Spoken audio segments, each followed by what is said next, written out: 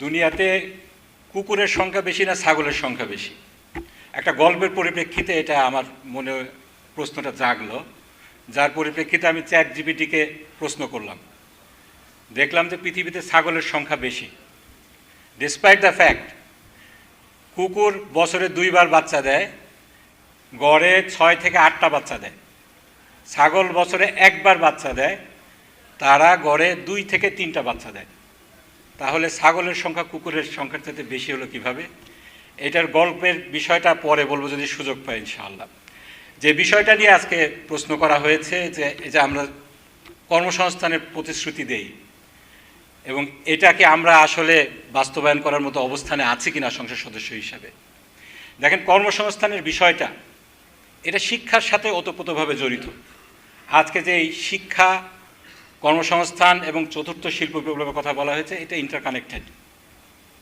বিশ্ব ব্যাংকের তথ্য অনুযায়ী একজন ব্যক্তি যদি 1টা বছর শিক্ষার পিছনে ব্যয় করে, তাহলে তার যে আয় ইনকাম এটা 9 থেকে 10% পর্যন্ত বেড়ে যায়।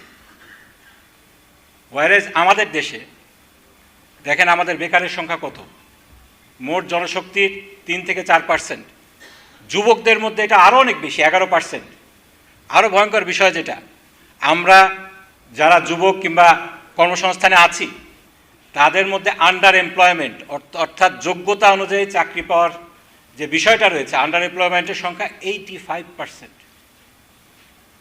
সেখানে আমাদের যে বাজেটে শিক্ষা খাতে কীরকম ব্যয় করা হচ্ছে, গত বছর জিডিপির 1.69% মাত্র ব্যয় করা হয়েছে, অথচ ওয়ার্ল্ড ব্যাংকের রিকমেন্ডেশন হলো 6%।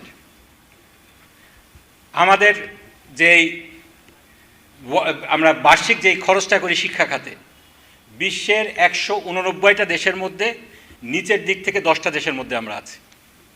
নো ওয়ান্ডার আপনার গ্লোবাল নলেজ ইন্ডেক্সে আমরা 130টা দেশের মধ্যে নিচের দিকের 20টা দেশের মধ্যে আছি।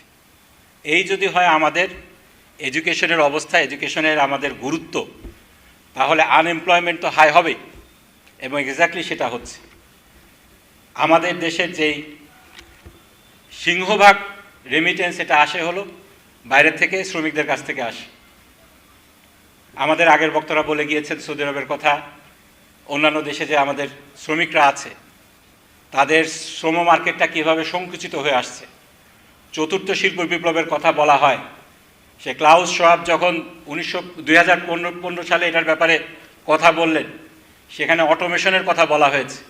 আজকে কিন্তু আমরা সেই স্টেজ পার হয়ে এই যে এআইয়ের যে বিষয়টা আমরা দেখছি এখন, সেক্ষেত্রে কিন্তু পঞ্চম শিল্প বিপ্লব শুরু হয়েছে বলাই যায়। এইটাকে অ্যাড্রেস করে আমাদের যে জব মার্কেটটা আছে, কর্মসংস্থানের বিষয়টা রয়েছে, এডুকেশনাল সিস্টেমটা রয়েছে, এটাকে আমরা কিভাবে সাজাচ্ছি, এক্ষেত্রে আমরা কতটুকু ব্যয় করছি, এটা কিন্তু আমাদের কাছে একটা গুরুত্বপূর্ণ বিষয়। আমাদের যেই বাজেটের ব্যয়টা দেখেন, অ্যাস্ট্রোনাইজিং ফ্যাক্ট, শিক্ষায় যেখানে আমাদের এরকম কম খরচ হচ্ছে, আনপ্রোডাক্টিভ খাত আমরা ইন্টারেস্ট বছরে পে করছি, বাজেটের গত বছরে পে করা হয়েছে 15.5%। একজন ইসলামিক ফাইন্যান্স এক্সপার্ট হিসাবে আমি অনেক কথা বলতে পারি সুদের যেই ভয়াবহতা রয়েছে, অভিশাপ রয়েছে সেটা নিয়ে। আল্লাহ সুবহানাহু ওয়া তাআলা কোরআন শরীফে সূরা বাকারায় বলেছেন, ইয়ামহাকুল্লাহুর রিবা ওয়া ইউরবিস সাদাকাত, আল্লাহ সুদকে ধ্বংস করে ছাড়েন আর বরকত দেন হলো জাকাত এবং যে দান সদকা রয়েছে সেখানের মধ্যে। আল্লাহ সূরা বাকারায় একই পেজে একই জায়গায় বলছেন, যদি সুদ তোমরা ছেড়ে না যাও, ফাজানু বিহারবিম মিনাল্লাহি ওয়া রাসূলি, আল্লাহ এবং আল্লাহ রাসূলের পক্ষ থেকে যুদ্ধের জন্য প্রস্তুতি গ্রহণ করো। আমি সেদিকে যাচ্ছি না, কিন্তু এই যে সুদ আমরা দিচ্ছি প্রতি বছর, এটার যে ভয়াবহতা, এটা শুধু ইসলামিক স্কলাররা বলেন না, সকলেই বলেন। হ্যাঁ, এখানে প্রশ্ন আসতে পারে, সুদ তো আমরা দিচ্ছি কারণ আমরা ঋণ নিচ্ছি আমাদের আভ্যন্তরীণ ব্যাংকগুলো থেকে, আমরা ইন্টারন্যাশনালি ঋণ নিচ্ছি, যার কারণে আমাদেরকে সুদ দিতে হচ্ছে। আমরা যদি ঋণ না নেই তাহলে তো আমরা যেই ডেভেলপমেন্ট প্রজেক্টগুলো রয়েছে, এডিপি যেগুলো রয়েছে, স্বাস্থ্য খাত বলি, শিক্ষা খাত বলি, এই গুরুত্বপূর্ণ খাতগুলোতে আমরা ব্যয় করতে পারবো না। আমরা কি একটু, আমি যেটা প্রশ্ন রাখতে চাই, আমাদের এই যারা বাজেট নিয়ে চিন্তা করেন, আউটসাইড দ্য বক্স চিন্তা করতে পারি না?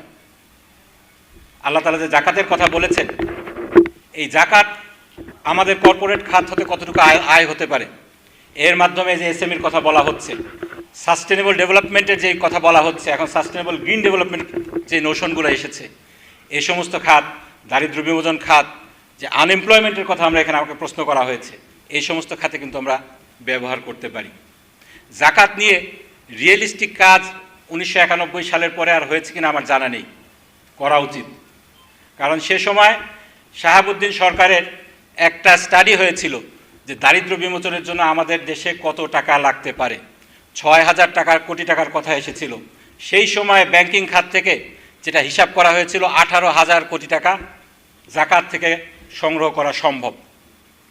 আমরা শুধুমাত্র বিদেশ থেকে ভিক্ষা করে আমাদের আনএমপ্লয়মেন্ট সহ শিক্ষা খাতে আমরা খরচ করব আর জনগণের উপরে সুদের অভিশাপ চাপিয়ে দিব, এটা তো হতে পারে না। এজন্য আমাদের বিকল্প চিন্তা করতে হবে, আউটসাইড দ্য বক্স চিন্তা করতে হবে। সংসদ সদস্য হিসাবে আমাদের যে নয়া বন্দোবস্তের কথা আমরা বলছি, এনসিপি বলছে, অন্যরা বলছে, এই নয়া বন্দোবস্তের যেই বিষয়গুলো রয়েছে এগুলোকে আমাদেরকে চিন্তা করতে হবে। সুদ শুধুমাত্র এটা সম্পদকে, মানে এটা ধর্মীয় দৃষ্টিকোণ থেকে হারাম সেটা না। এই যে সেন্ট্রালাইজেশন অফ এই মানি, এটা কিন্তু একটি দেশের যেই ইকোনমি আছে, একটি দেশের যে অর্থনীতি আছে, এটার জন্য একটা অভিশাপ। আমাদেরকে এই জিনিসটাকে ডিসেন্ট্রালাইজ করতে হবে। জাকাত ভিত্তিক সমাজ যদি আমরা গড়ে তুলতে পারি, আমি বিশ্বাস করি সেটা আমাদের পক্ষে সম্ভব হবে ইনশাআল্লাহ। আমি আমার কথা লম্বা করব না, পরবর্তী বক্তারা আছেন। সংসদ সদস্য হিসাবে আমরা যারা আছি, আমাদেরকে মূল যে জিনিসটা এই অ্যাড্রেস করতে হবে, আমাদের পক্ষে সকল কিছু করা সম্ভব না একবারে। ছাগলের হিসাবটা দেওয়ার সময় নাই, লম্বা কাহিনী বলতে হবে, সংসদে বলবো ইনশাআল্লাহ। আমি আমার কথা লম্বা করছি না। আমাদেরকে দুর্নীতির বিষয়টা আমাদেরকে অবশ্যই অ্যাড্রেস করতে হবে। দুর্নীতিকে ফ্যাসিলিটেট করার জন্য ব্যাংক রেজুলেশন আইন করে যেভাবে আইনগত ভিত্তি দেওয়া হচ্ছে, এটাকে আমাদেরকে অ্যাড্রেস করতে হবে।